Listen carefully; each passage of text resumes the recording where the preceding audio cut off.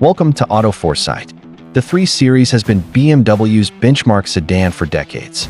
It is the car the brand measures everything else against.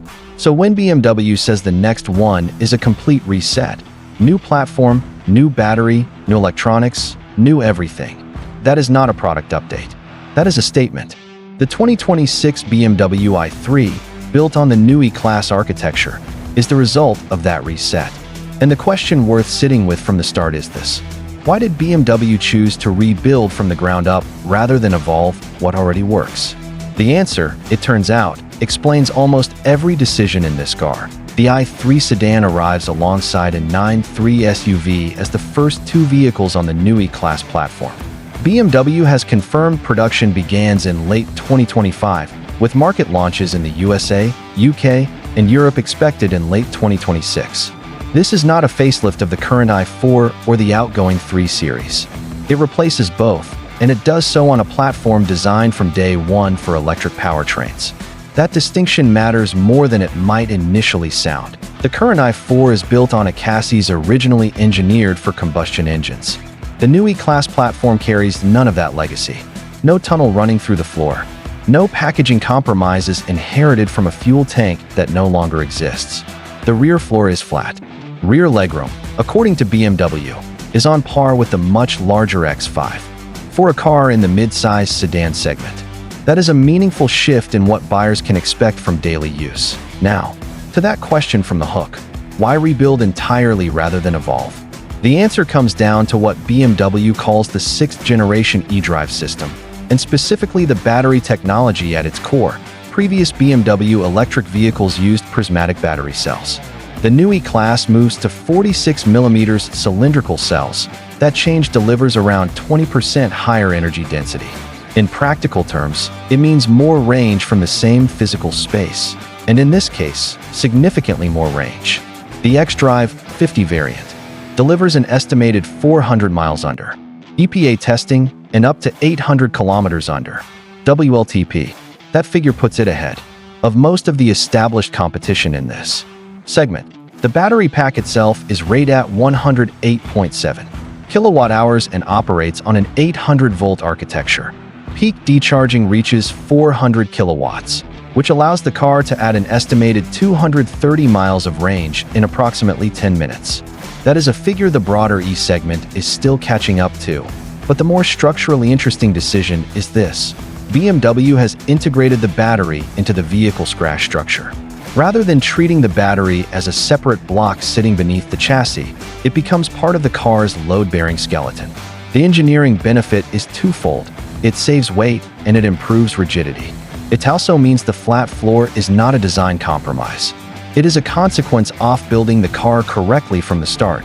Silicon carbide power electronics are used throughout to minimize energy losses under high load, which is part of how the system achieves those charging and range figures without relying on an oversized pack.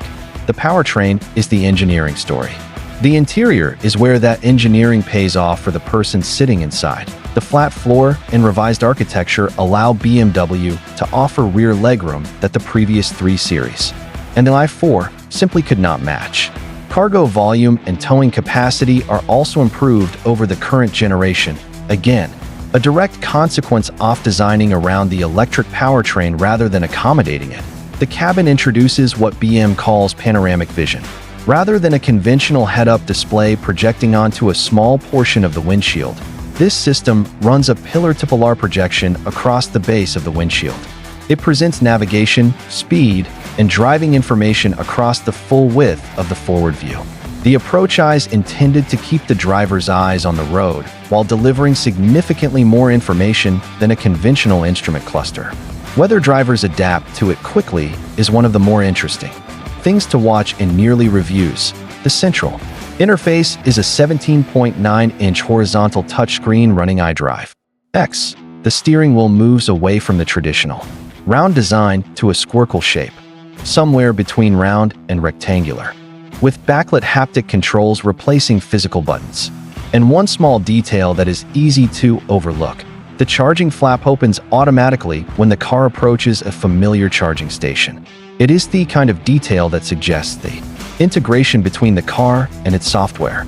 has been thought through at a level beyond the headline specifications, the electronics architecture. Beneath all of this is called the Neue Klasse system, and it represents a structural shift in how BMW builds its cars. Previous vehicles used a distributed network of individual modules handling different functions. The new platform uses a zonal wiring harness and 4 high-performance central processors, referred to as superbrains, that coordinate the vehicle's core systems. Stability, steering, and suspension are brought together under a single controller called the Heart of Joy. The name is BMW being BMW, but the concept is straightforward. Rather than these systems operating independently and communicating after the fact, they share data and respond together. The result is meant to be a more cohesive driving experience than systems with a similar combined output, but less integration. This is also the platform BMW intends to scale. 6 Neue Klasse models are planned by 2028. The i3 and 9.3 are the opening move in a broader repositioning against competitors that include not just Tesla and Mercedes-Benz, but a growing number of high-performance Chinese EVs entering European and global markets. On pricing, official figures for the UK and other markets have not yet been confirmed. Early reports suggest BMW is aiming for positioning competitive with the Tesla Model 3 long range, but those figures remain unverified at this stage.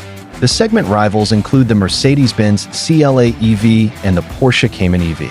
Both bring different propositions, the CLA competing on design and badge, the Cayman EV targeting a more driver-focused buyer.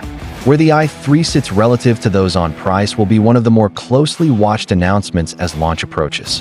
What is confirmed is the market rollout. USA, UK, and European deliveries are expected in late 2026.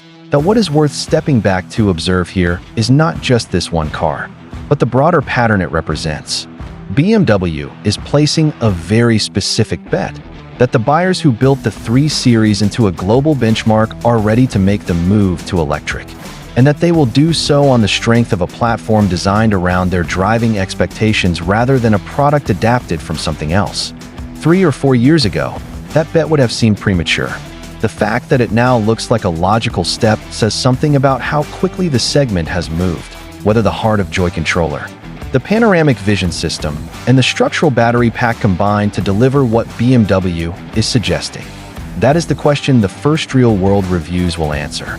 Auto Foresight will be covering those as they arrive. In the meantime, which aspect of the Neue Klasse platform are you most curious about? The charging architecture, the interior tech, or the driving dynamics? Drop it in the comments below. If you follow upcoming models like this, Auto Foresight covers them regularly.